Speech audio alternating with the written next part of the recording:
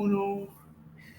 Y sí, estamos por ahí, ya estamos y bienvenidos a todos y a todas a otro episodio de Hablando de Liderazgo con Albert. Hoy me acompaña alguien súper especial como siempre tenemos a alguien que es meritorio tener en este espacio, gente ordinaria que hace cosas extraordinarias. Yo tengo el enorme privilegio de tener conmigo a Ibeliz Valentín, alguien a quien le guardo mucho aprecio, mucho cariño, mucha admiración. Miren cómo conozco a Ibeliz Valentín. Obviamente me remonto a varios años desde que estoy estudiando en la Interamericana, pero yo creo que el bonding lo hicimos en la pandemia cuando Ibeliz con Yulisa Osorio, que ahora me honro en decir que somos panas prácticamente, hacían unos live de cómo era la adoración en pandemia. Mira si te acuerdas de eso. Pero claro que sí. Yo Hicimos un webinar, sí. Sí, exacto. Un webinar de la adoración en la era digital y a través de las redes todo sociales. Eso. Y era un Facebook Live. Recuerdo, yo estaba para aquellos tiempos, en el 2020, yo todavía ni tenía piensos de llegar a la zona metropolitana a trabajar para nada. Yo estaba trabajando de maestro en línea. Luego de eso, llega Fiona. Y en Fiona me visita alguien a la oficina y yo estoy escuchando podcast como siempre y me preguntan ¿qué podcast tú escuchas? Y yo, bueno, pues yo escucho este podcast. Yo escucho el de Ibeliz Valentín. Y yo, espérate, si tú escuchas un podcast, yo lo tengo que escuchar también. Y de ahí en adelante yo empiezo a escuchar un podcast hasta que, ¿cómo digo esto? Hasta que escuché todos los episodios. Así que estuve escuchando por un buen tiempo durante... Perdóname, Albert, pero son como 180 episodios. Perdóname, pero tienes que estar bien enfiebrado. Y todos los escuché. No, pero un detalle bien interesante es que son podcasts de 5 o 3 minutos. Ahora, si me dices que estás escuchando los míos que son de hora, pues es otro cantar. Pero los tuyos a veces yo creo que en lo que iba... de 5 a 7, sí. Sí, 3, 5, 7. Yo creo que de aquí al trabajo escuchaba como 3 o 4, sin exagerar. Y si en la oficina estaba tranquila, pues durante toda la mañana puedo, ¿verdad? Como que eliminar como 10 de cantazo. Así que... No puedo. Yo creo que tú me escuchas más que yo misma. Sí, pero para eso se crea contenido.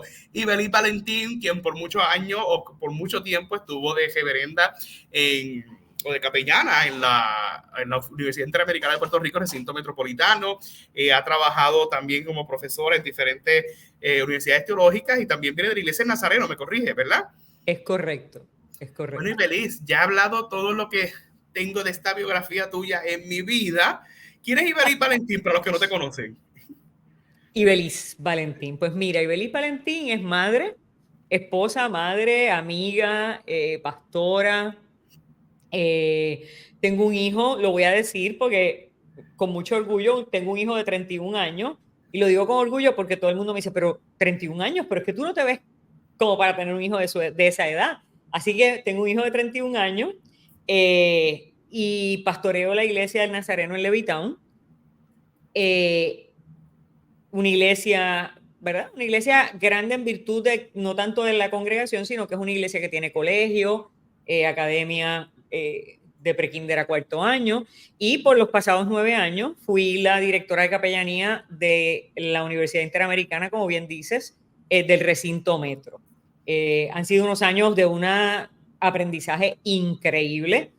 Tengo que hacer un paréntesis y que me des permiso para decir, ¿verdad? Expresar una gratitud a la rectora Wayland, porque ella me dio tantas oportunidades de hacer tantas cosas y de darle a la capellanía o rescatar de la capellanía universitaria algo que está en los papeles, pero que no siempre se realiza con tanta intencionalidad, porque el trabajo pastoral de la capellanía, el cuidado de la gente, te toma tanto tiempo que a veces no se rescata el asunto académico de la capellanía en instituciones de educación superior. Y ahí pues pudimos hacer simposios, conferencias, talleres, o sea, hicimos colaboración con otras universidades de fuera de Puerto Rico, así que se le dio se le dio otro giro que está dentro de las normativas y todo, ¿no? Está dentro del plan, pero que usualmente pues muchos capellanes en el día a día no tienen la oportunidad, entonces pues le dimos ese carácter. Wow, hermoso por demás, hermoso por demás. Me sorprende ahora y me has dejado con la boca abierta porque eres pastora de una iglesia que prácticamente tiene varios elementos dentro de de su congregación, porque muchas veces o son pastores de una iglesia que simplemente vamos a pastorear y atender algunos asuntos pastorales durante la semana, pero ahora me está mencionando que tiene una escuela, tiene historia, está en la zona metropolitana, que los que me conocen saben cómo soy yo con la zona metropolitana, que entiendo yo que hay demasiada responsabilidad, demasiado jebulo acá. Diriges capellanía o durante esos tiempos y también eres profesora en cierta medida, tienes muchos sombreros y para colmo tienes un podcast, tienes demasiados proyectos a la vez. Me encanta porque eres igual o peor que yo. Pero vamos a remontarnos, ¿dónde empieza todo esto? Espérate, pero antes de contestarte, ¿no me vas a preguntar a qué hora yo grabo los episodios del podcast? ¿A qué hora tú grabas esos episodios? Después de medianoche. Ah, ¿de verdad? Pero ¿que la inspiración viene ahora? No, porque ¿con qué tiempo? Así que... Pero bueno, hablamos de eso ahorita. Vuelve otra vez a la pregunta. ¿Dónde empieza todo esto? Me gusta siempre conocer la historia. ¿De dónde empieza la pasión? En este caso estamos hablando de una pasión por la educación, la academia, la teología y la pastoral. ¿Cuándo empieza todo esto? Remontemos a esos pues tiempos mira, de juventud. Esa pregunta es interesante porque me va a poner a hacerte una historia muy larga. Realmente, más o menos, mira, si nos vamos a poner bien evangélico, este sentido de llamado hacia lo ministerial, yo recuerdo tenerlo desde que yo tendría como unos 16 años, pero uno estudia, se casa, tiene hijos. En mi caso, desarrollé un negocio propio de diseño gráfico y publicidad.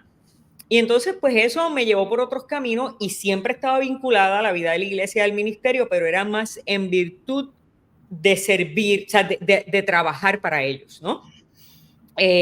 Así que hasta que cuando mi hijo ya estaba en high school y estaba encaminadito para irse a la universidad y se iba a ir a estudiar a Estados Unidos, yo dije, yo como que sentí el gusanito, ¿verdad?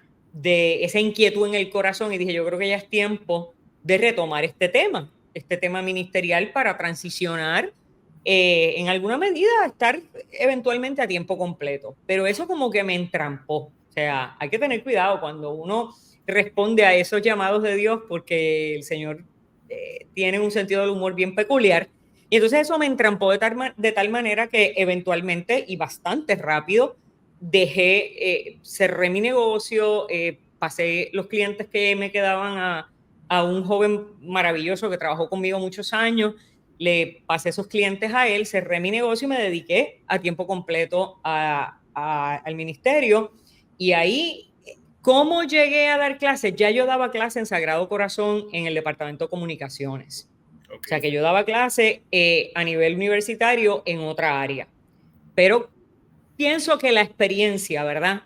De estar ya en el nivel universitario, pues como que lo hizo fácil y lo hizo sencillo poder dar el brinco a también trabajar como profesora y dar clases de forma adjunta, ¿no? En diferentes seminarios y universidades, aparte de que yo trabajé un nicho, y esto te va a interesar.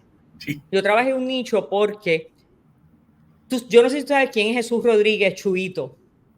No sabes quién es, ok, pues búscate todos esos webinars que yo hice, que invitamos a Yulisa.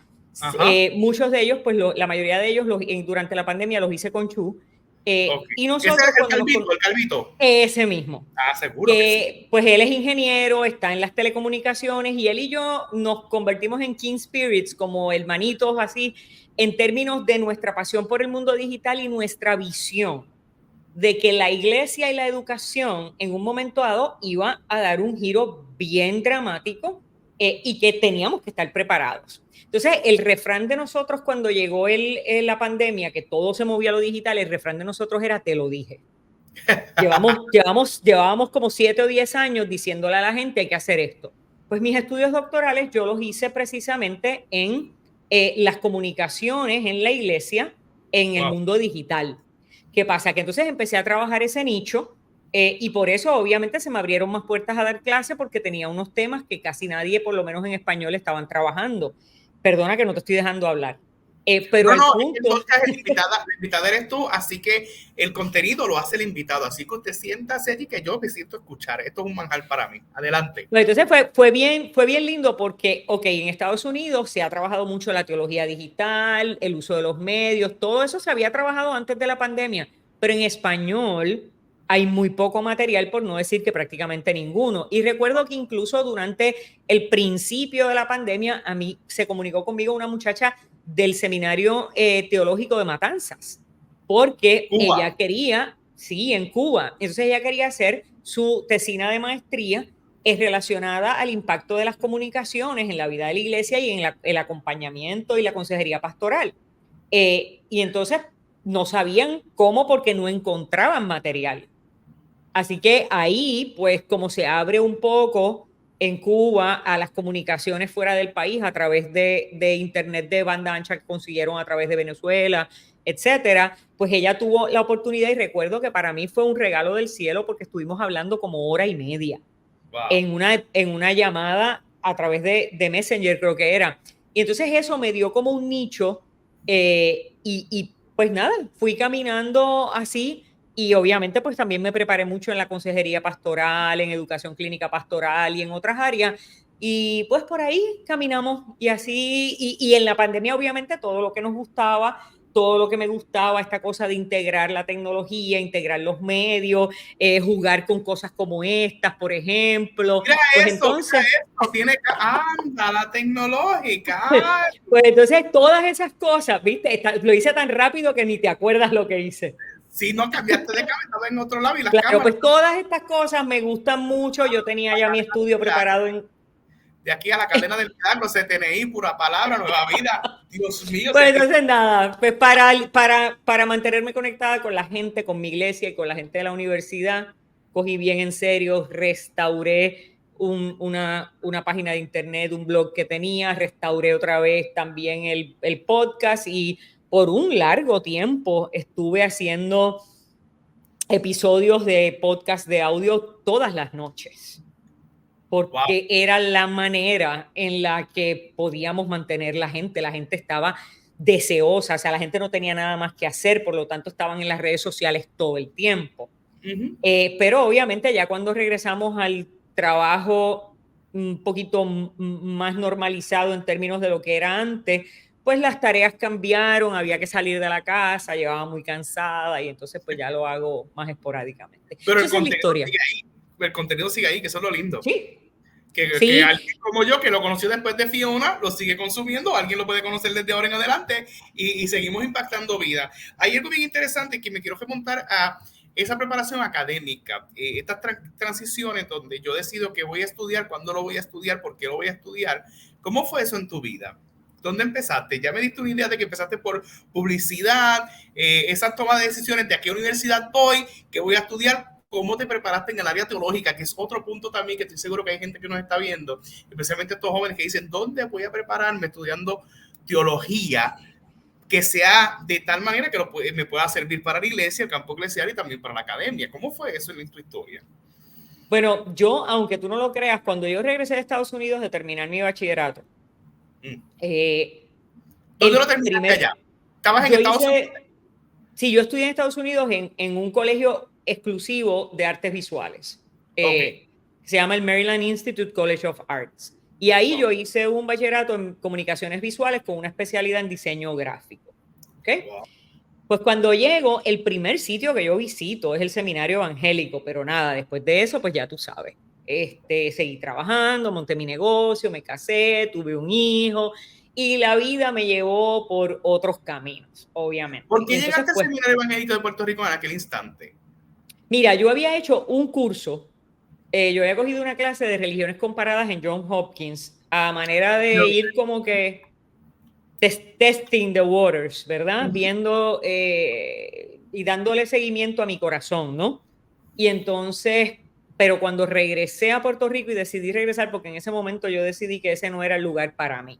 O sea, a lo que me refiero es quedarme en Estados Unidos, ya yo estaba un poquito cansada del frío, de la nieve, de todo ese tipo de cosas. Así que pues eso no fue el lugar para mí.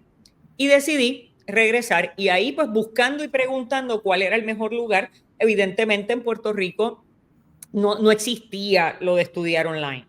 Y en Puerto Rico, pues sabemos que hay que honor a quien honor merece. Yo sé que la Inter tiene su escuela de teología, pero los años que lleva el seminario evangélico preparando en teología y en estudios pastorales y ministerios, pues le han dado un lugar muy privilegiado en la educación. Y yo estoy muy agradecida de la educación ahí porque cuando yo llego a hacer mis estudios doctorales, de doctorado en ministerio, y cuando llego también a mis estudios de PhD, evidentemente, y cuando voy porque también tengo otra preparación en educación clínica pastoral, pues cuando llego a esos espacios, mi educación en el seminario me ha abierto unas grandes puertas porque llegué robusta en Ok, conocimiento. bello, bello. Entonces, tomas la decisión de venirte acá a Puerto Rico, estás en Puerto Rico, estableces una familia, ves el seminario por un instante. Es que hay una pausa ahí donde me dijiste que llegaste al seminario, pero no te quedaste, te fuiste a hacer familia. No, me quedé, me fui a hacer familia, pero como te dije, mira, yo creo, yo siempre supe, bueno, te voy a contar no, una cosa que no es pública, pero te la voy a contar. Que se pueda contar, que conste, que se pueda contar. Que Ay, esto sí, chico, mi se hace vida es un libro abierto. Eh, Llegó un momento donde yo pensé, ya mi hijo tendría como 15 años, 14 años, qué sé yo. Y llegó un momento donde yo pensé, yo dije, yo creo que este asunto de sentir un llamado pastoral o ministerial, yo creo que esto ya no, ya creo que me pasó el tiempo, pienso yo. Y entonces me pongo a hacer cosas estúpidas y tratar de negociar con Dios cosas que los seres humanos hacemos y son como unas estupideces nuestras. Y Ajá. yo le digo, bueno, Señor, pues mira, si tú tenías algún plan conmigo, ahí está mi hijo. Y me puse como Ana cuando llevó a Samuela. Ajá. Y Penina. Y entonces dije, pues mira, ahí está mi hijo, a lo mejor lo veré realizado en mi hijo. Pero las cosas de Dios no son así. O sea, yo me he convencido en la vida, esto no es una cuestión de transferencia de llamado. Cada uno de nosotros tiene su llamado y el área en el cual uno, ¿verdad?, se va a desarrollar. Y eso incluye para los que te oyen en cuestión de liderazgo y todo ese tipo de cosas, eso incluye todo lo que hacemos, o sea, nuestra vocación, nuestra profesión, todo, porque todo es un llamado de la vida, todo es un llamado del Ser Supremo, todo es un espacio de servicio. Y entonces, en ese sentido, pues sucedió una cosa bien interesante y es que de momento en nuestra vida familiar nos enfrentamos a unas pérdidas de seres queridos Ay, Dios. y ahí como que algo empezó a taladrar mi mente y mi corazón Mm. y como que yo sentí que era hora de hacer un cambio.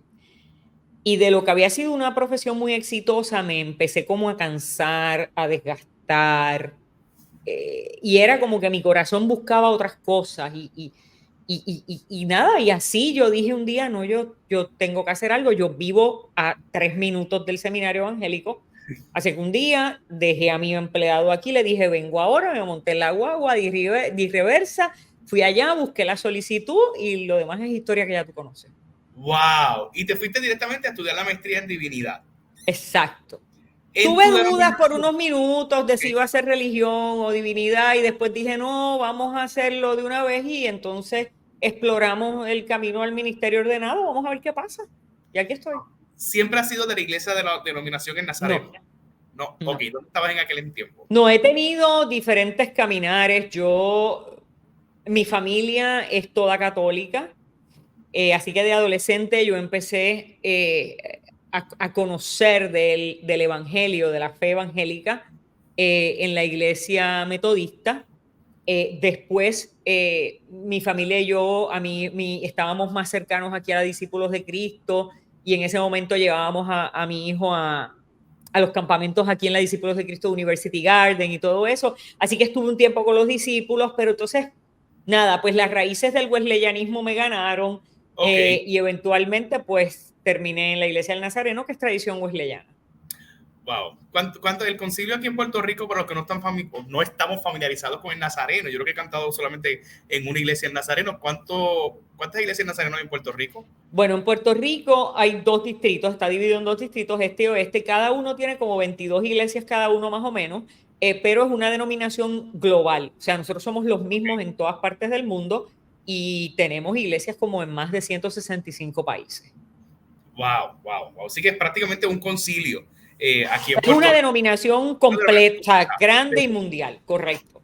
Wow. Entonces, de momento ya terminas tu preparación en la maestría en divinidad, pero me has dado luz porque tienes dos preparaciones doctorales, un doctorado en ministerio Estoy terminando el PhD, estoy en la etapa y de en el disertación. PhD, pero entonces son dos campos que de momento, espérate, ya tengo esta preparación de Maryland, tengo esta preparación en divinidad que es bastante densa, ahora voy a tomar la decisión del doctorado en ministerio. ¿A dónde te fuiste a hacer el doctorado en ministerio?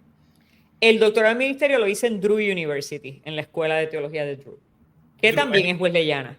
Ok, entonces te fuiste por una beca, ¿cómo te fuiste para No, atrás? ese es de la beca de mi bolsillo. Ah, ok, la beca de su bolsillo. No, esa fue mi bolsillo. Ok, ¿por qué Este, doctorado?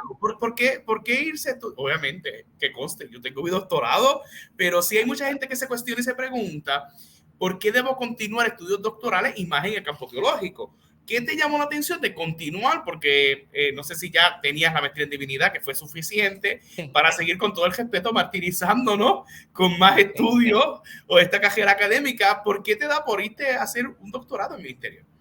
Mira, yo fui muy intencional en que fuera un doctorado en ministerio por varias razones. Yo hice un bachillerato en Estados Unidos, la maestría la hice aquí, yo hice también una maestría en comunicaciones en Sagrado y yo quería, mi visión era eventualmente hacer un PhD, Okay. porque quería, me encanta la teología, punto. Quería ir a lo más profundo, a lo más denso y sobre todo a lo de reflexionar teológicamente y hacer teología. Pero yo quería tener una oportunidad, dos cosas. A mí la iglesia está en mi corazón y yo quería alguna preparación práctica que me diera más recursos para hacer bien mi función ministerial. Okay. Y en eso el doctorado en ministerio es excelente. Y realmente yo vibro muchísimo con lo ministerial, lo pastoral. Así que yo quería obtener todos los recursos posibles. ¿Qué pasa? Encuentro este track particular que se llamaba Global no sé qué cosa y era precisamente lo que yo estaba buscando para amarrar estos temas de tecnología, la manera de pensar en el siglo XXI, más narrativa, utilizando otros medios, etcétera. Pues todo este elemento de la comunicación en ese track en particular que estuvo muy poco tiempo, dicho sea de paso, me daba la oportunidad de explorarlo para insertarlo en la vida de ministerio. Ahí yo vi esa descripción y me quedé fascinada y dije, aquí es que. Pero también me daba la oportunidad de volver a estudiar en inglés, porque Okay. tú sabes lo mucho que uno tiene que escribir para un doctorado. Y yo dije, caramba, hace tiempo, hacían ya mis buenos 20 años que yo había salido de la universidad en Estados Unidos y dije, esto es una buena oportunidad de ir, ¿verdad? Si después en el futuro quiero hacer un PhD, pues ya tengo como un poquito de práctica. Y la realidad es que así fue. Wow. Te preparaste en doctorado en ministerio. ¿Cómo escogiste esta universidad? Pues mira, Drew University, primero, que es una universidad de tradición wesleyana, que eso a mí Okay. me llama la atención. Segundo, que por ejemplo lo que son los doctorados en ministerio, y eso pasa con básicamente todos los doctorados profesionales, como el proceso de esos doctorados, tú sabes muy bien que es más corto, que no terminan necesariamente con una disertación enorme, sino que es un proyecto práctico con una disertación, con una entrega escrita más pequeña, más corta y todo eso. Algo ha sucedido, desgraciadamente, que muchos de estos lugares y que ofrecen grados por 2 o 3 pesos, pues han abusado, ¿no? Y le han dado mucho mal nombre a los doctorados profesionales. Okay. Así que yo decidí que si yo iba a hacer un doctorado en ministerio, yo lo iba a hacer en un lugar de mucha exigencia académica y de mucho rigor y que tuviera, obviamente, pues muy buena fama. ¿Qué pasa? Drew fue la segunda escuela teológica o el segundo seminario que tuvo su doctorado en ministerio. El primero fue Okay. Princeton y el segundo fue Drew. So que era robusto, ¿no? En su historia. Así que eso me hizo ir para allá. Wow. Terminar el doctorado del ministerio, pero el doctorado del ministerio lo hiciste en línea o ibas allá de vez en cuando. En las dos cosas, las dos cosas. Ah, era híbrido Sí, entonces. era híbrido. ¿Para qué Era tiempo? híbrido y déjame decirte que esté claro, porque eso es importante para mí, no es asincrónico. El modelo de ellos es que tú te matriculas en una clase como si fueras al salón de clase. O sea, si la clase es los jueves a las 2 de la tarde, tú no puedes hacer nada los jueves a las 2 de la tarde porque tú vas a estar sentado en un salón, aunque sea virtual. ¿Y Entonces, eso fue eso me antes de la gustaba. pandemia? ¿Fue antes de la Oh, pandemia? sí, eso fue antes de la pandemia, eso fue en el 2013. Wow. ¿Qué modelo utilizaban o qué plataformas utilizaban para aquel tiempo? En ese entonces es interesante, porque la plataforma que se utilizaba, que ya no la usan, el LMS de ellos era Moodle, no sé si te Ah, acuerdas. sí, sí, seguro que sí. El Yo LMS de tomé una ellos era certificación Moodle, por Moodle. pero ellos usaban Adobe no sé qué cosa para la parte de video. Ah, ok, ok. Era una plataforma de Adobe que entonces se integraba y era la parte de video. No, ya eso todo tú sabes que básicamente está obsoleto. Ajá. Entonces tomabas el curso, empezaste ese doctorado. Entonces, ¿cómo dividías tu tiempo? ¿En qué trabajabas para aquel tiempo? ¿Y cómo hacías para poder cumplir con ese compromiso académico y con compromiso ministerial, si era que tenías alguno? ¿O cómo estaba tu vida para aquel tiempo? ¿Ya Pues estaba en mira, la sí Inter? tenía. No estaba en la Ok, Inter. Estaba ya en la iglesia, eso sí. ok. Estaba en la iglesia, pero estaba de asociada, ¿verdad? O sea, no tenía la responsabilidad primaria. Y entonces, pues todavía tenía mi oficina. Así que básicamente mi oficina estaba estructurada diferente a como está ahora. So, donde yo estoy sentada ahora estaba mi ayudante. Así que básicamente él trabajaba mientras los días de clase yo estaba en mi otro escritorio en el otro lado y yo estaba cogiendo clases y él estaba Ah, haciendo el trabajo para ganar, ¿verdad? Para que ganáramos el dinero para yo poder seguir estudiando. no es que en aquellos tiempos, eso de estar tomando clases reunidos así, como una conversación como esta, era raro. Era como que, Muy espérate, que tú raro. estás tomando muy raro. O sea, sí, ya estaban los cursos en línea, sí, ya estaban los módulos, pero para aquel tiempo, espérate, que me voy a conectar en una clase, eso era como que ahora es normal.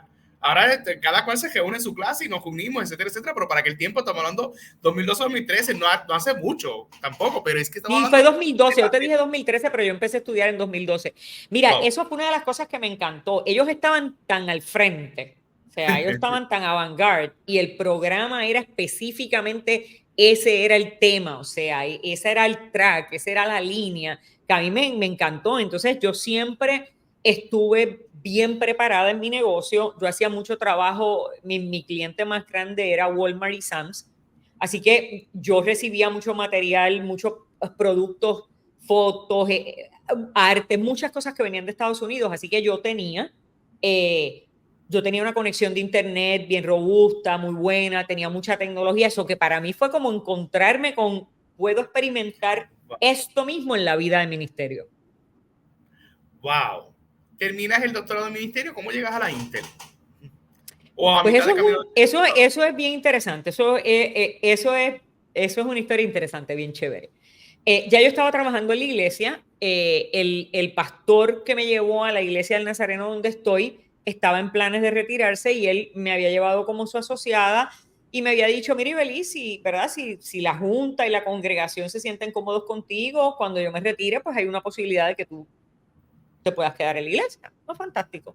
Entonces, yo tengo mi mente en eso, aunque ya yo estaba terminando un diplomado en educación clínica pastoral como supervisora, no solo como capellana clínica, sino como supervisora para dar las clases. Y entonces, pues eso de la capellanía a mí siempre me había llamado la atención, lo estaba básicamente practicando en el contexto clínico, estaba preparada, ¿no? Y tenía el adiestramiento necesario. Un día estoy haciéndole un favor a una amiga y le digo, una amiga de otra disciplina, que tiene una preparación en otra disciplina, le digo, chica, pero tú no has mirado los empleos en la página de la Inter. Y ahí mismo yo estoy hablando con ella y yo pongo a buscar en la computadora y veo que Arelis Cardona, que era la capellana en ese entonces, parece que se había retirado y la plaza estaba disponible. Y se lo comentó a mi amiga y ella me dice, nena, pero solicítala, tú no tienes nada que perder. Y así fue toda la historia. Fui la última en entrevistar en la tercera ronda de entrevistas porque pues la rectora, tú sabes cómo es, ella es muy exigente y ella tiene el perfil que tiene de la persona en su mente y hasta que no da con la persona, ella no está en paz, así que era la tercera ronda. Y fui la última en llegar, se había perdido hasta mi resumen, es una larga historia, y llegué, conversamos y a los 5 minutos, después de yo salir del recinto, yo empecé a recibir llamadas de los contactos que yo había dado de referencia, diciéndome, mira, están llamando, preguntando por ti, porque te quieren en la Inter, y eso es historia de 9 años atrás. ¡Wow! Llegas a la Inter. ¿Cómo fue esa primera experiencia donde el bagaje probablemente es empresarial, el bagaje pastoral, eclesial, clínico de la capellanía, pero ahora llegas a una universidad, que es la unión de la diversidad? Ahora vas a trabajar con personal docente, personal no docente, personal ejecutivo, ya lo he mencionado varias veces, y obviamente el corazón de la universidad, que son los estudiantes. ¿Cómo describes esa primera experiencia cuando llegas? Porque probablemente, o sea, no tienes bagaje de capellanía universitaria, llegas por primera vez, eras como una rookie hace 9 años atrás. ¿Cómo fue eso? Pues mira, la realidad es que como yo tenía el adiestramiento, yo llevaba como 5 o 6 años en la capellanía clínica, y ya yo tenía una preparación como supervisora, o sea, como facilitadora de educación clínica pastoral. Pues yo tenía mucho bagaje en lo que es la capellanía en términos de la integración de esa función pastoral dentro de un contexto organizacional, institucional, fuera de la iglesia, y de lo que es servir a la comunidad entera. En este caso, por ejemplo, el contexto clínico, a los pacientes, pero también al personal, ¿verdad? El personal clínico. Pues era como que un poco adaptar eso mismo a la capellanía universitaria. Digo, es muy distinto, pero en términos básicos, ¿no? Tú ya tienes, pues en ese caso yo ya tenía más o menos la estructura que se necesita para hacer el trabajo de capellanía en la universidad. Y lo único que tenía que añadirle era la parte académica, y yo llevaba ya como 5 años dando clase en sagrado. Así que ya yo como profesora adjunta tenía, ¿verdad? La experiencia. 5 años, no, yo llevaba más. Estabas Yo ahí en llevaba la, como 6, en la 7. Ferrer Rangel, en la Ferrer Rangel, en la Escuela de Comunicaciones. Exacto, exacto. Okay. Ahí con Gabriel Pais. Entonces, pues yo llevaba ya tiempo ahí, o sea que básicamente lo que hice fue como que unir las cosas y ya. Bello. Llegas, hay unos anécdotas y hay unos momentos inolvidables en los primeros días de nuestro trabajo cuando estamos en un lugar nuevo. ¿Cómo fueron esos primeros días cuando llegas? Te tienes que adaptar. No sé si tenías asistente, pero con todo el respeto, llegas a una oficina de capellanía, con todo el respeto al comentario que voy a hacer, que prácticamente es un monstruo comparado con los otros compañeros de las capellanías de los otros recintos. Tienes, con todo el respeto y no en el mal sentido de la palabra, eres jefa de otros capellanes, hay varios proyectos corriendo, un recinto que está en la zona metropolitana que es grande, no estamos hablando de Bayamón ni de Barranquita, con todo el cariño y amor y respeto que tenemos a nuestros hermanos capellanes, pero llegas a un recinto grande, multicultural, demasiada disciplina, multidisciplinario, muchos jóvenes, demasiada gente allí.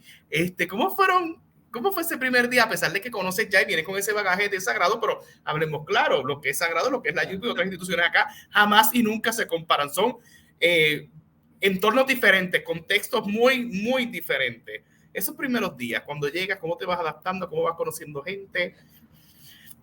Mira, por lo menos una ventaja yo tenía, y es que como yo venía de tener un negocio, Okay. yo sabía lo que era administrar personal. Bello.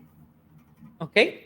So ya yo tenía algo de experiencia en términos administrativos desde ese punto de vista.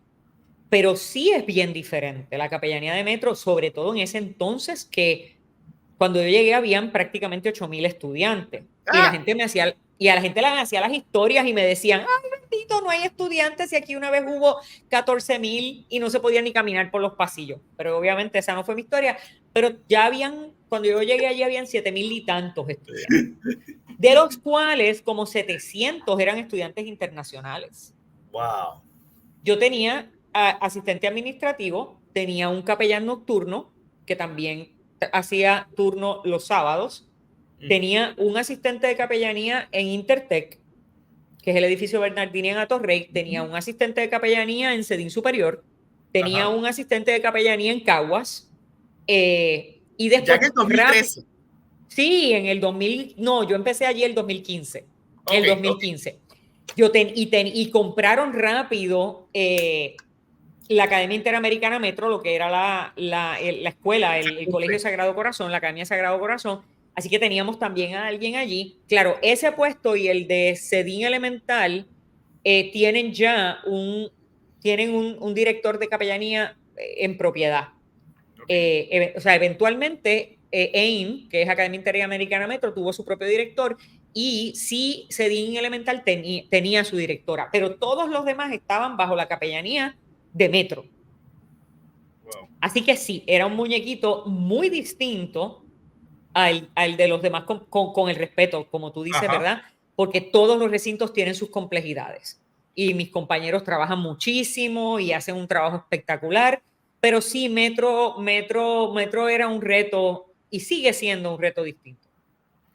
Así que Wow. nada, lo único que te puedo decir, el pasme del primer día es que Marilina estaba de viaje, la rectora estaba de viaje, y me tiraron ahí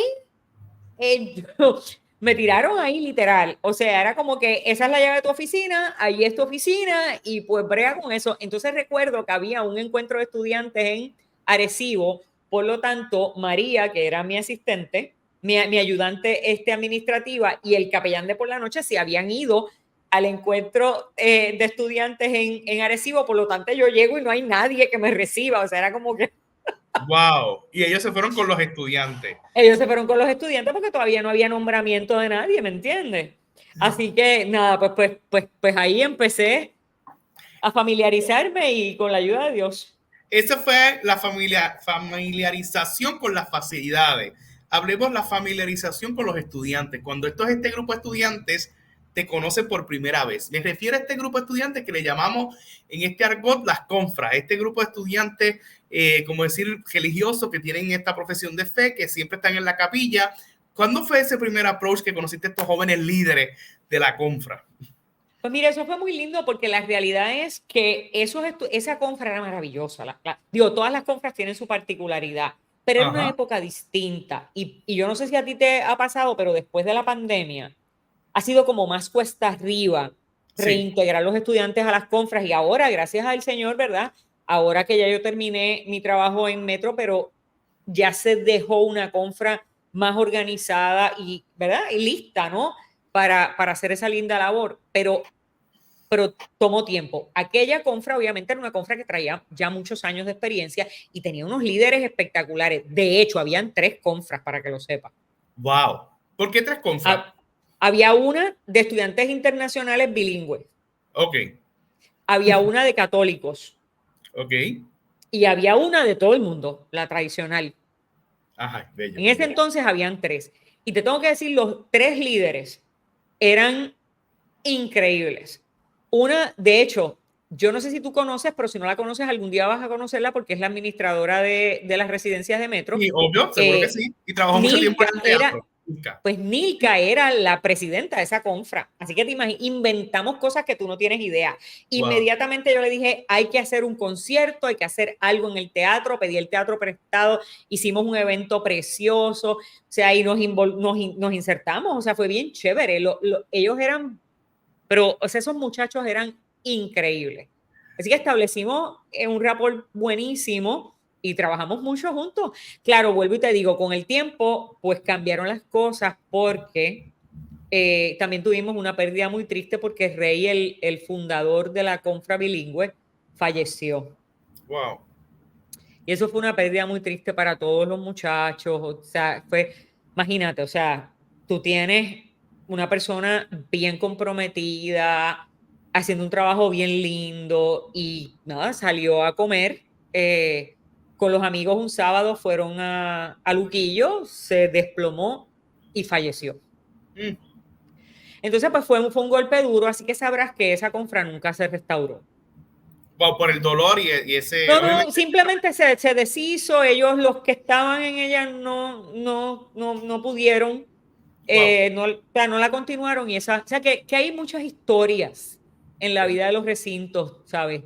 Y la de los católicos también duró un poquito de tiempo más, pero después también se deshizo y la única que continúa es ACU, que es la Asociación Cristiana Universitaria. Wow, un día normal en la vida de Ibeliz como capellana. ¿Cómo era ese día o cómo dividías tu tiempo dentro de todas las responsabilidades que tienes? Y a eso le sumamos las responsabilidades que tienes como pastora general o pastora rectora de una iglesia. Un día normal. ¿A qué hora te Horrible. levantas? ¿Qué haces? ¿Qué vas aquí? ¿Vas aquí? ¿Cómo es eso? Yo no soy morning person, a mí me da trabajo levantarme temprano, pero la vida me obliga. Entonces, una de las cosas que yo he desarrollado con el tiempo es ser bien estricta con mi tiempo de preparación espiritual, Ok. porque yo trabajo demasiado. Mm. Y una de las cosas que yo no quiero que me suceda, y sucede mucho en la pastoral y en la academia, que como el trabajo es para Dios, y estamos invertidos en Dios y estamos invertidos en su proyecto y estamos invertidos en la misión y en el reino, pues como que nos levantamos y seguimos en ese tránsito del día y entonces oramos por todo el mundo, preparamos un sermón, leemos la Biblia, damos reflexiones, whatever, nos preparamos. Pero entonces de momento a veces, y eso, y no es solo que yo lo viví y le tuve terror y puse un freno rápido, sino es que pasa comúnmente y los estudiantes de seminario lo dicen y los pastores que están tomando cursos de educación continua, los que teníamos en educación clínica pastoral lo dicen, que una de las cosas que tenían que fortalecer era su espiritualidad y eran sus disciplinas espirituales. Así que muy pronto yo decidí, no, yo no puedo salir de mi casa sin yo dedicar un tiempo sagradamente a mis disciplinas espirituales. Así que yo retomé una cosa que yo había, unas prácticas de mucho tiempo atrás, cuando yo era adolescente, que mi familia era católica, que trabajaba yo en la iglesia católica de adolescentes, en los grupos de adolescentes, y estas monjitas franciscanas como que me adoptaron y me enseñaron las disciplinas espirituales hasta del silencio, que yo no sé, las monjitas cuando yo tenía 14 años me regalaron un libro de teología de la liberación. Yo no sé si ellas estaban locas o yo era yo la loca o éramos todas locas, pero yo no sé si me marcaron a mí la mente, pero me enseñaron muchas disciplinas espirituales y yo dije, no, yo tengo que retomar eso. Yo estoy consciente, ¿verdad? Y los que, quizás algunos que están escuchando están conscientes de lo que es una disciplina espiritual. Pero para los que dicen, ¿qué es una disciplina espiritual? ¿Con qué se come eso? ¿Cómo lo pudiéramos describir en arroz y habichuela? Ah, eso te quedó lindo, esa pregunta. Mira, simplemente las prácticas que forman nuestro carácter espiritual. ¿Cómo Y cuáles? las prácticas son la lectura bíblica. Yo incluyo la lectura teológica y la lectura devocional. Si tú Uh-huh. me preguntas cómo yo divido mi tiempo, yo creo que uno de mis podcasts lo explica. Ah, Yo creo que un episodio de mis podcasts lo explica.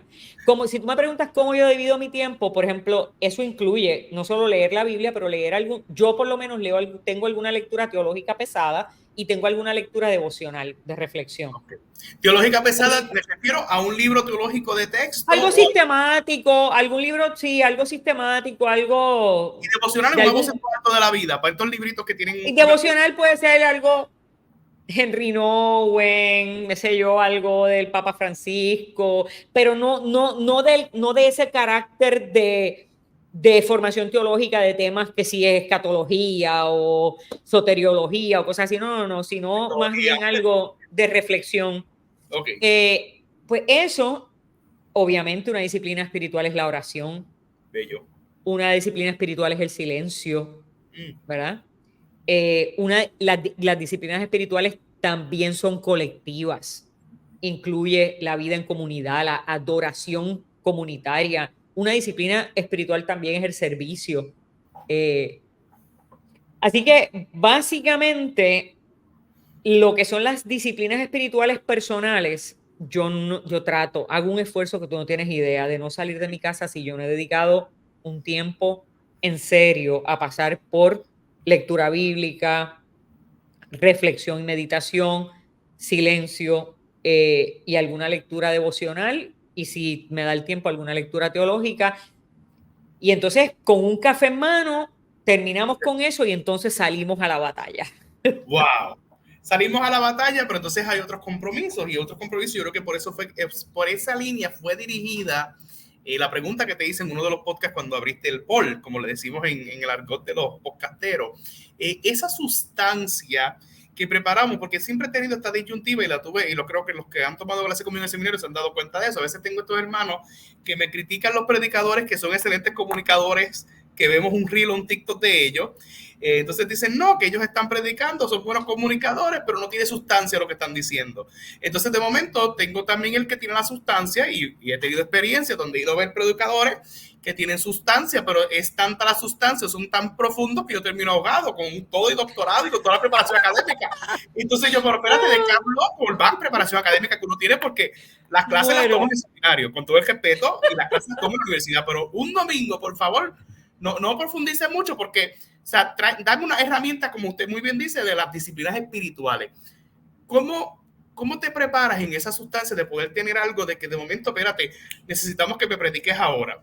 Necesito que esta noche hay otra predicación y de momento yo soy tu asistente. Mírate este escenario, Ibelí. Como asistente yo te voy a cubrir. Pero de momento va a ser la misma historia. Las 3 predicaciones está diciendo lo mismo. Pero ¿cómo hace para tener sustancia? Que imagino yo que está por esa línea de la preparación de las disciplinas espirituales. Pero esa sustancia combinada con la comunicación ante una generación que probablemente entiendan y otros no entiendan, pero es que ¿cómo los acaparamos a todos? Mira, yo quiero invitarte a mi podcast. Y yo tengo ya un bosquejo para contestarte bien esa pregunta, así que no lo voy a abordar todo aquí. Pero cuando yo he dado clase de predicación y proclamación, yo en eso soy un poco aristotélica, ¿verdad? Y lo divido en el ethos, el pathos, el logos. Y cómo lo divido es de forma tal que les hago unos pie charts bien bonitos para que ellos vean la diferencia en los tipos de proclamación, los tipos de predicación, ¿verdad? En la comunicación, la retórica, si es expositiva, si es inductiva, si es narrativa, storytelling, etcétera.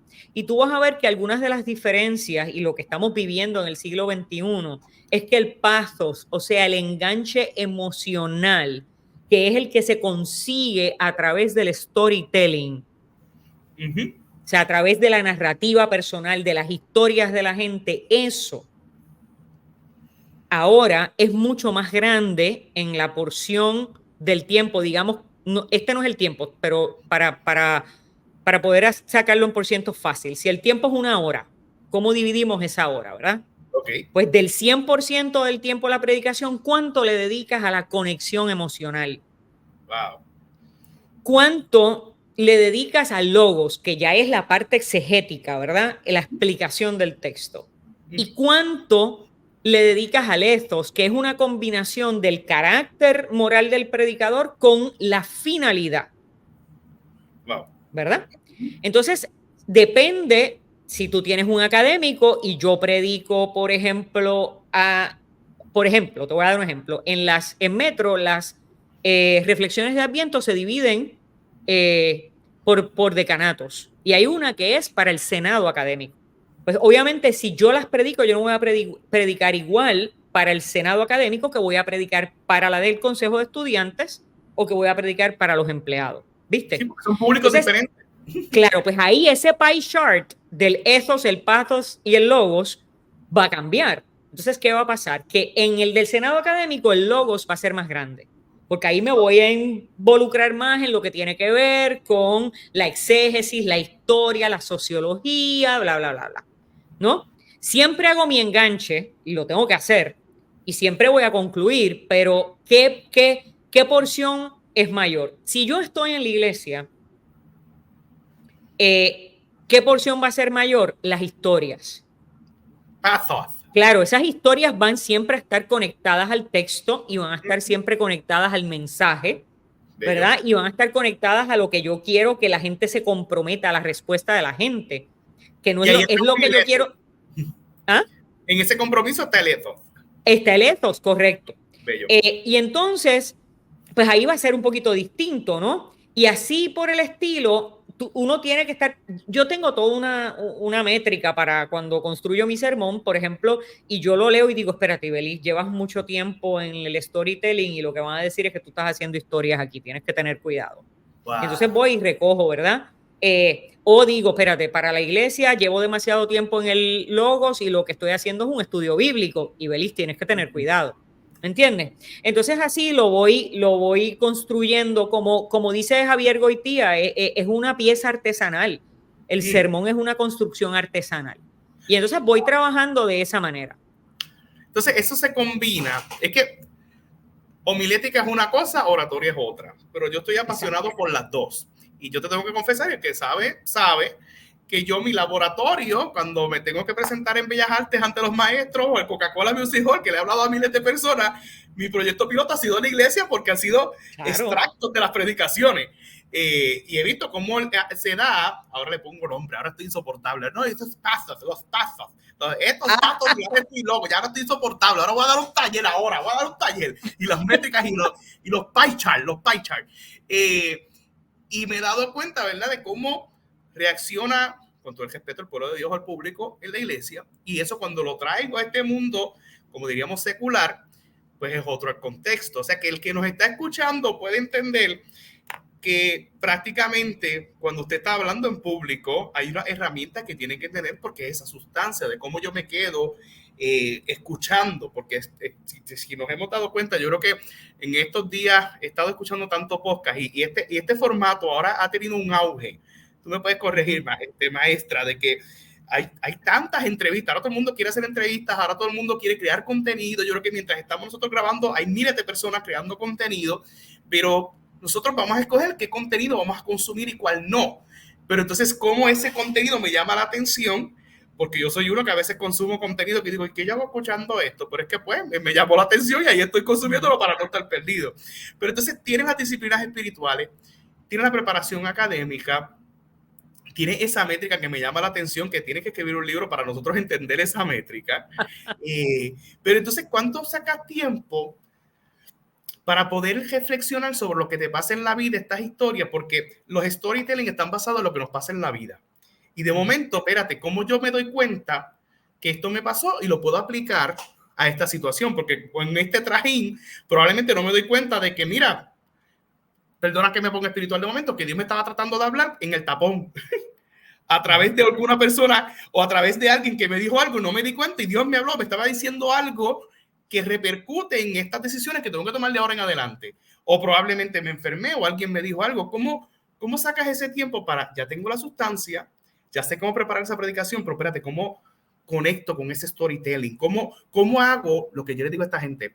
El baile con el público, porque yo siempre describo la iglesia, no puedo decir así, pero yo siempre describo esto como un baile. Entonces vamos bailando y vamos descubriendo esa química. Y el público es lo mismo, yo voy descubriendo, porque hay presentaciones mías que tú te estás riendo desde que empiezas hasta que terminas, y hay otras que tú estás hasta molesto conmigo porque estoy tan serio y es por el público, esa química que hay. Claro. ¿Cómo describes la química con el público? Mira, te voy a dar un ejemplo, ¿verdad? Yo siempre trato de averiguar primero a dónde voy. O sea, tú no puedes aceptar una invitación y llegar allí como si nada. No. Por ejemplo, si yo voy a una iglesia que nunca he ido antes, llego lo suficientemente temprano para ver el estudio bíblico, la escuela dominical o algo así. Y soy bastante diligente en conociendo hacia dónde voy. Eso todavía no es suficiente. Mira, cuando yo llegué a Metro, los servicios ecuménicos de graduación se hacían en el centro de convenciones. Te imaginarás la cantidad de gente. Y se hacía arriba. Eran más de 2.500 personas arriba. Jesucristo. Jesucristo es el Señor. Sí. Entonces, pues yo llego y básicamente rookie al fin, Marilina me dice, bueno, pues hay que presentarte a la comunidad, la gente te tiene que conocer, tú predicas ese servicio. Ok.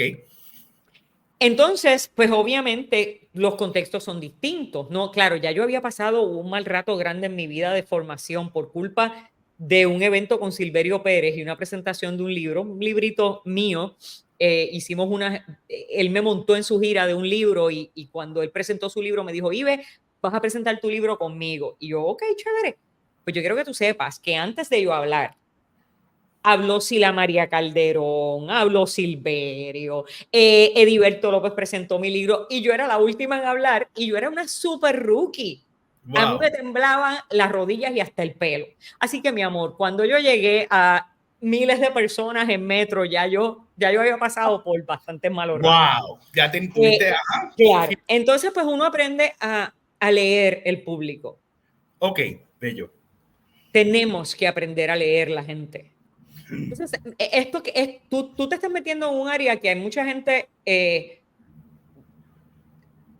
alguna manera juzga mal, y es cuando hablamos de las técnicas de comunicación y de retórica para hablar de la predicación. Oh. Y pues porque nos enseñaron que hable tu boca, el Señor la llenará, que esto es una cuestión espiritual, bla, bla, bla. Pero mis hermanos, la realidad es que sí, hay una dimensión del espíritu que no importa cuánto tú aprendas, si tú no estás centrado y conectado con el espíritu de la palabra para poder proclamar la palabra y que la palabra llegue con el poder de Dios, que es el único que hace cosas en la gente y que logra, ¿verdad? Un resultado o un commitment o una acción de transformación en la vida de la gente. Si tú no estás ahí, pues hay un problema, porque lo que estás es dando una charla bonita. Oh, wow. Hermoso. Pero, o académica. O académica. Claro, sí, académica. No tan bonita como la que yo fui aquí a una iglesia, que yo hasta boté la ofrenda, porque yo dije, Dios mío, ¿de qué habló? Porque yo no entendí nada. Y estaba muy profundo, y muchos hermanos académicos felicitándolo. Y yo, pero es que ¿de qué habló? Yo me fui, yo pensé que tenía IDD, y yo llevo toda la vida en la iglesia y ya tengo un doctorado, con todo el respeto, ¿verdad? Pero fue muy fuerte. Pero entonces, tú sabes,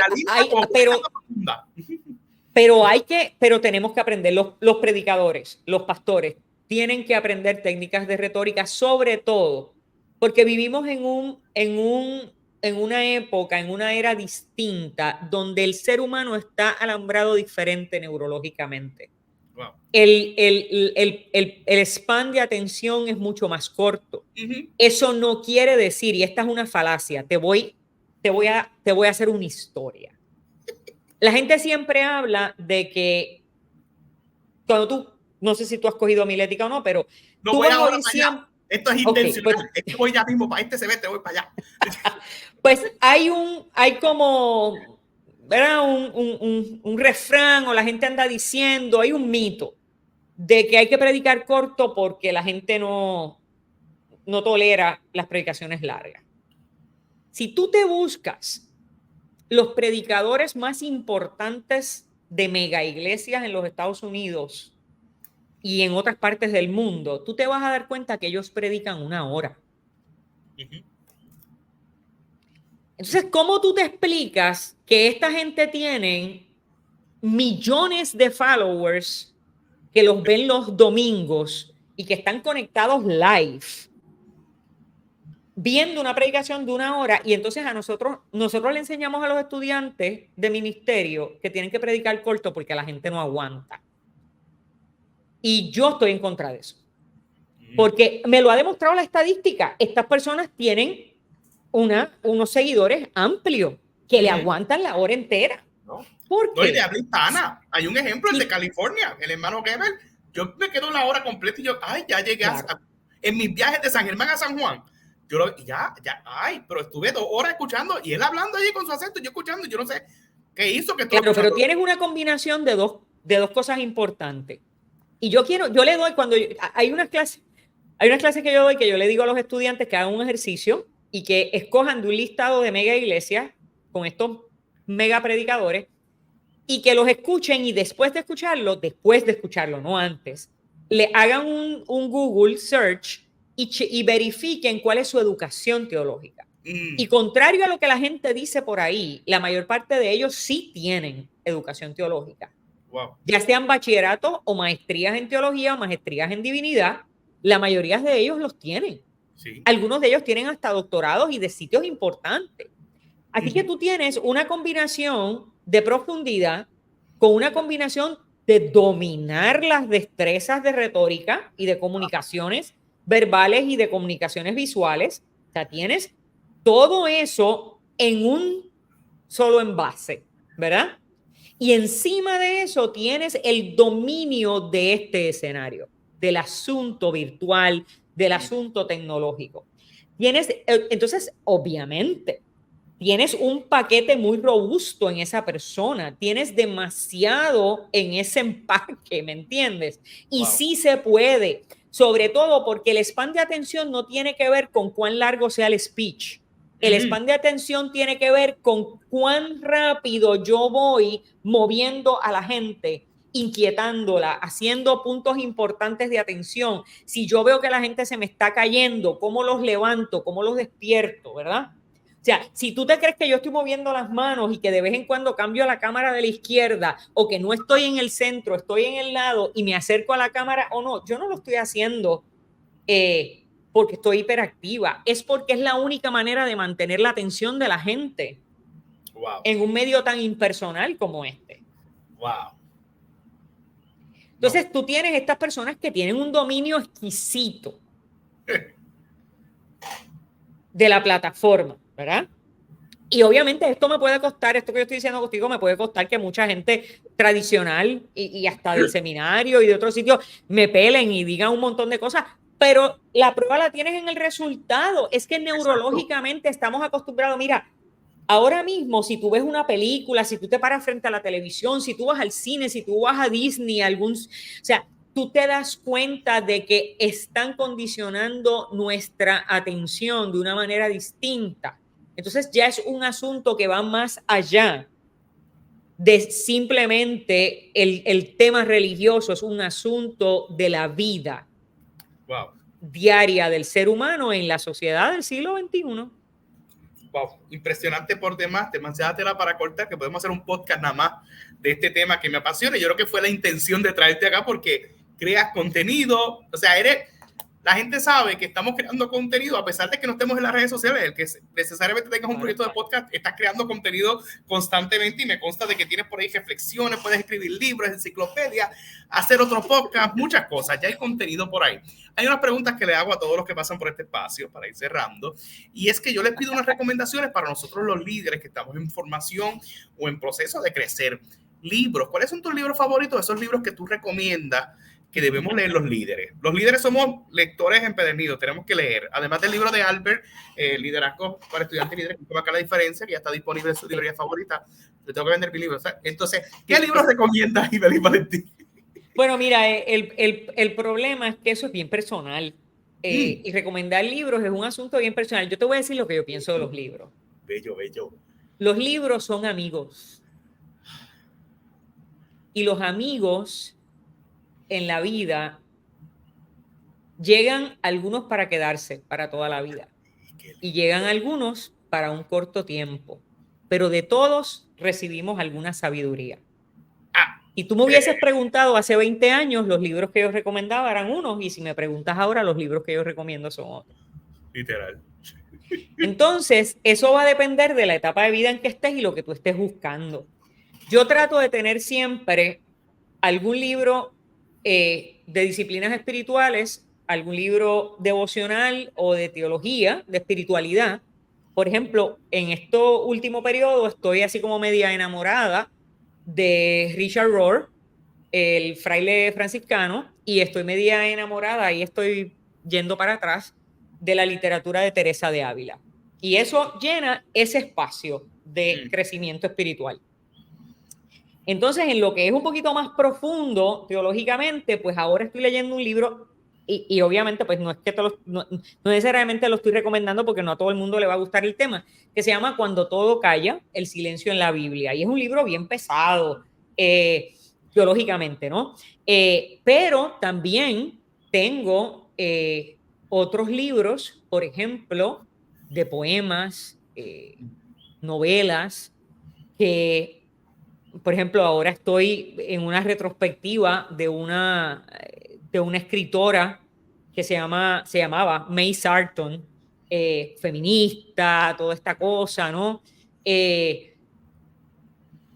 Pero vamos a alimentar nuestro corazón, nuestras emociones y nuestro intelecto conforme a la etapa de vida en la que estamos. Lo único que yo te tengo que decir, y que sí quiero decirlo y dejarlo aquí como que grabado para siempre, es que tú eres físicamente lo que comes. De lo que tú te alimentas, esa es tu salud física. Comes en McDonald's todos los días, pues ya mismo vas a tener que entrar en una dieta seria o vas a tener que ir a bregar con tu colesterol, etcétera. Pero tú también eres aquello que lees. Wow. Porque de lo que tú consumes es lo que tú vas a poder hablar. Bello. Sí. Por lo tanto, yo no te voy a decir qué libros le voy a recomendar a la gente, pero sí le voy a decir a la gente que tengan más cuidado cuando escogen los libros. Wow. Hermoso Que miren quién los escribió, busquen su biografía, de qué se alimentó esa persona, qué estudió. Obviamente porque esa persona te va a dar de lo que se alimentó en su libro, ¿verdad? Y tú cuando lo consumas vas a estar consumiendo toda esa experiencia de años, ¿verdad? Nada, pues eso es. Hablé mucho. Bye. No, pero es que hay demasiada tela para cortar ahí. La próxima presentación de mi libro, yo voy a estar hablando de los libros que son como amigos. Ay, amigos, simplemente amigos y nada más, como dice la salmista. Mira, mira, espérate. Ay, déjame. Es que ve que hay que jugar con las emociones de la gente. Sí.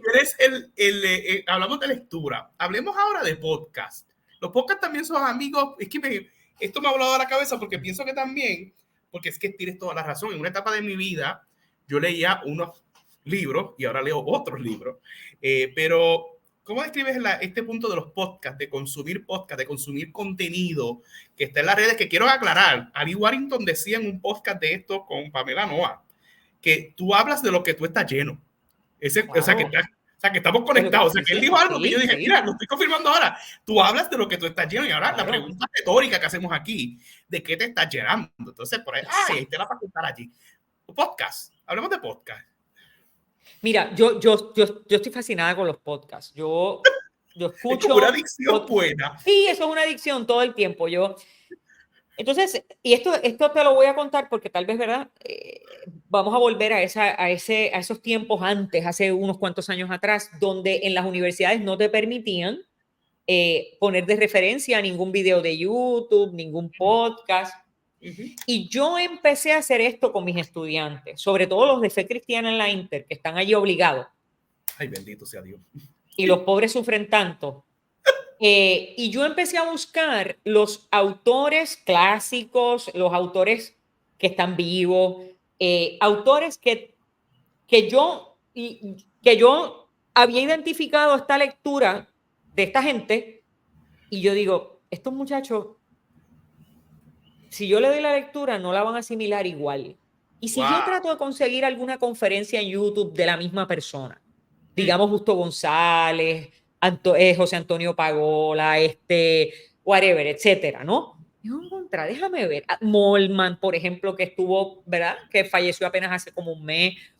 Pues si yo consigo algo, y entonces así empecé a incorporar ese mismo material que yo le hubiese dado para leer, pero en la voz, ¿verdad? Y en el video de las personas a través de un podcast o a través de YouTube.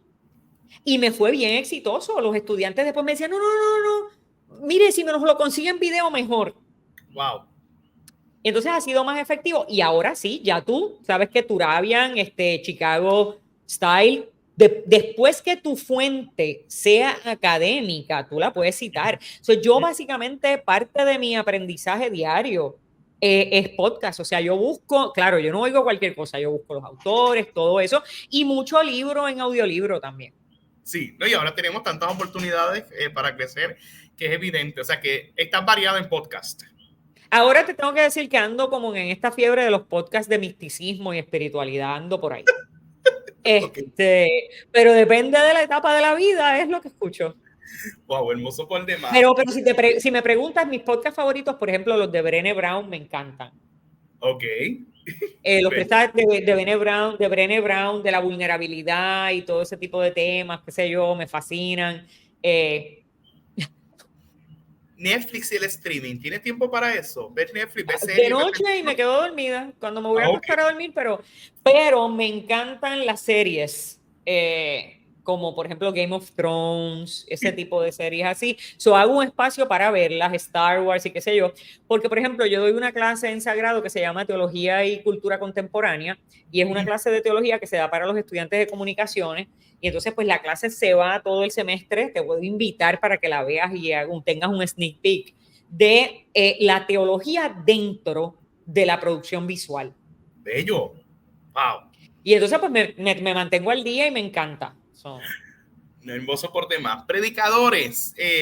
No te quiero comprometer allí, pero en esta etapa de vida, ¿qué predicadores tienes? Y eso lo hago solamente cuando tengo invitados cristianos, que me digan qué predicadores, tanto puertorriqueños como americanos, le prestarías tu oído, le prestas tu oído de vez en cuando, ya sea en un podcast o que si van a estar en un sitio no me causa problema escucharlo. Bueno, pues eso me compromete porque yo tengo muchos amigos maravillosos predicadores, pero yo voy a decir la verdad porque ¿verdad? Todo el mundo sabe que yo he escogido una predicadora que es quien va a predicar cuando yo me muera. Ay. Y ella es la reverenda Marielis Barreto, ministro presbiteriana del área oeste de Aguada. Para mí, en Puerto Rico, ella es mi predicadora favorita.